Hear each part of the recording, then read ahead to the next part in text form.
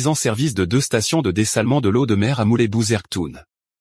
2 stations monoblocs de dessalement de l'eau à Moulay-Bouzerktoun dans la commune rurale relevant de la province d'Essaouira ont été mises en service vendredi à l'occasion du 25e anniversaire de la glorieuse fête du trône. Ces 2 stations dont l'inauguration s'est déroulée en présence notamment du gouverneur de la province Adil El Maliki, du secrétaire général de la province Driss Alala, des chefs des services extérieurs, des élus locaux et des représentants des autorités locales et sécuritaires ont été réalisées par le ministère de l'Intérieur pour un coût estimé à 22 millions de dirhams MDH.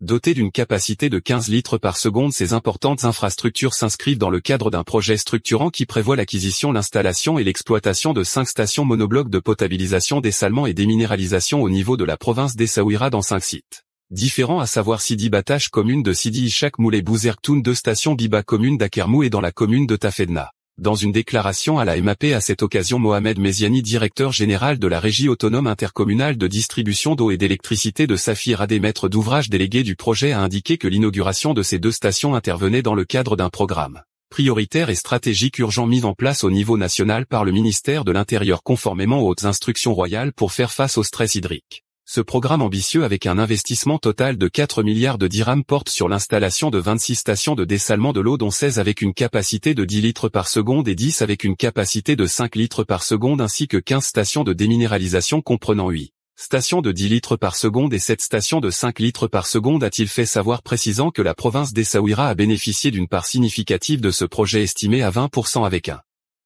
investissement total de l'ordre de 60 MDH dans cette lignée. M. Meziani s'est réjoui de ces infrastructures cruciales qui ont porté leurs fruits et ont permis de renforcer l'approvisionnement en eau potable des communes rurales de la province, particulièrement en cette période de sécheresse. JO de Paris 2024, Akanouche assiste à la réception offerte par le président français et Madame Brigitte Macron. Le chef du gouvernement Aziz Akanouche a assisté vendredi au palais de l'Élysée à la réception offerte par le président de la République française Emmanuel Macron et Brigitte Macron aux chefs d'État, de gouvernement et d'organisations internationales dans le cadre de l'ouverture des Jeux Olympiques de Paris 2024. Aziz Akanouche, qui était accompagné de l'ambassadeur du Maroc à Paris Samira Sitaï, représente Sa Majesté le roi Mohamed VI à la cérémonie d'ouverture des Jeux Olympiques.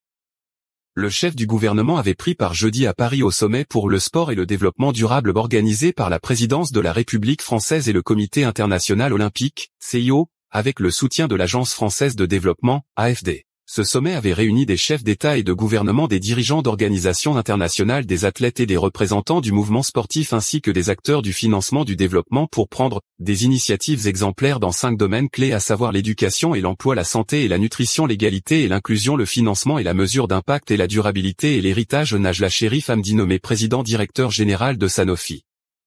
Maroc. Sanofi annonce la nomination de Najla Cherif Hamdi au poste de président-directeur général de Sanofi Maroc basé à Casablanca. Najla Cherif Hamdi a pris ses fonctions le 15 juillet 2024 et est également en charge des activités de Sanofi Pharma, médecine générale et médecine de spécialité en Tunisie et en Libye.